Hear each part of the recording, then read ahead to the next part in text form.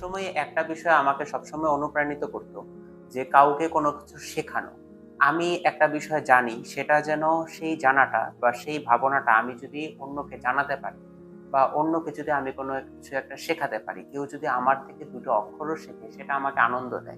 শুধুমাত্র যে পড়াশোনা সেটা না, পড়াশোনার বাইরেও কাউকে যদি আমি কোনো জীবনের কোনো একটা ভ্যালুস জানাতে পারি বা সে যদি সেটা নিয়ে তার কোনো প্রবলেম ওভারকাম করতে পারি, সেটা আমার কাছে সবচেয়ে বড় আনন্দদায়ক। একাডেমিতে সাধারণত আমি আইসিটি পড়াই। একদিন আমি ম্যাথ ক্লাসের প্রক্সি নিতে যাই এবং তখন আমি ম্যাথের একটা চ্যাপ্টার আমি পড়াই। ঠিক ক্লাস শেষ, আমি সেদিনই বিকেলবেলা নিচে আমি যখন একটা চায়ের দোকানে চা খাচ্ছি, হঠাৎ করে সেই ক্লাসের একজন শিক্ষার্থী পেছন থেকে আমাকে ডাকে। সে আমাকে বলে, আজকে ক্লাসে যে টপিকটা তাকে আমি পড়িয়েছি, সেটা সে অনেক কষ্ট করে অনেকের কাছ থেকেই বুঝতে পারেনি। কিন্তু আমার কাছে সেটা সে ক্লাসেই এটা বুঝে গিয়েছিল এবং তার এই চ্যাপ্টার থেকে যত প্রবলেম ছিল সব দূর হয়েছে। এরপরে সে আমাকে একটি কলম গিফট করে। এটা আমার কাছে একটা স্মরণীয় ঘটনা। শিক্ষক হিসেবে আসলে আ সবচেয়ে বড় চ্যালেঞ্জ ছিল হচ্ছে গিয়ে সেটা খুব কম বেশি সব শিক্ষকেরই হয়ে থাকে বলে আমার মনে হয়। একটা ক্লাসে যখন ঢুকি ১ম এ একটা টপিক যখন পড়াবো ঠিক তখন কিন্তু একজন মেন্টরকে বুঝতে হয় আমাকে অনেক ধরনের ছাত্র-ছাত্রীকে। ঠিক আছে? এবং ক্লাসে অনেক ধরনের ছাত্র থাকে যারা খুব ভালো একটা বিষয় খুব তাড়াতাড়ি বোঝে। আবার অনেক ধরনের শিক্ষার্থী থাকে যারা ওই টপিকটাই একটু দেরিতে বোঝে। এই শিক্ষার্থী ভেদ করে তাকে যখন সেই স্টাইলে লেকচারটা দিতে হয় সেটা একজন শিক্ষকের কাছে অনেক বড় একটা চ্যালেঞ্জের।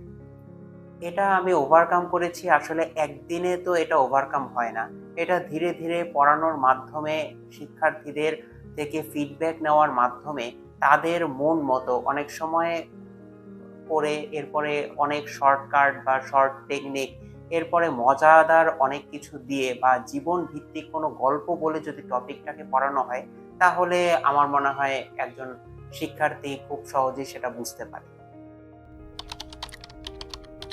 শিক্ষার্থীরা আসলে হতাশ হবেই। তারা অ্যাকচুয়ালি জীবনে হতাশ হয়েই থাকে। অ্যাকচুয়ালি তখন যদি অনুপ্রেরণা অ্যাকচুয়ালি কি? যে তখন যদি আমি বলি যে, "তুমি হতাশ হইও না, ভেঙে পড়ার কিছু নেই।" এই সমস্ত মানে ইন্সপায়ারেশন কিন্তু তখন তার ক্ষেত্রে কাজ করে না। বরং আমার ক্ষেত্রে যেটা মনে হয় একটা শিক্ষার্থী যখন হতাশ হয়ে পড়বে, তখন সে যেই বিষয়টা খুব ভালো বোঝে সেটা আমাকে ফাইন্ড আউট করতে হবে। এবং আমি যদি তাকে সেই বিষয়টা সম্পর্কে কোনো কিছু বলি, ঠিক আছে? আমি যদি তাকে সেই বিষয়টা সম্পর্কে তার কাছে কোনো কিছু জানতে চাই, সে কিন্তু খুব সহজেই সেটার উত্তর দিতে পারবে। ঠিক যখনই সে উত্তরটা দিল, আমি যদি তাকে একটুখানি বাহবা দেই বা তাকে যদি আমি একটু সাহস দিই, তাহলে কিন্তু সে নিজের প্রতি একটা কনফিডেন্স কিন্তু সে গ্রো করবে। এভাবে ধীরে, ধীরে সে কিন্তু হতাশাটা কাটিয়ে উঠবে। শিক্ষার্থীদের একটা কথাই বলবো যে, তারা যেন একটা ভালো শিক্ষার্থী হওয়ার আগে তারা যেন একজন ভালো মানুষ হয়ে ওঠে। কারণ একটা ভালো শিক্ষার্থী সবাই হতে পারে। কিন্তু ভালো মানুষ সবাই হতে পারে না। তাই তারা যেন ভালো মানুষ হওয়ার চেষ্টা করে। অটোমেটিক তারা ভালো শিক্ষার্থী হয়ে ওঠে।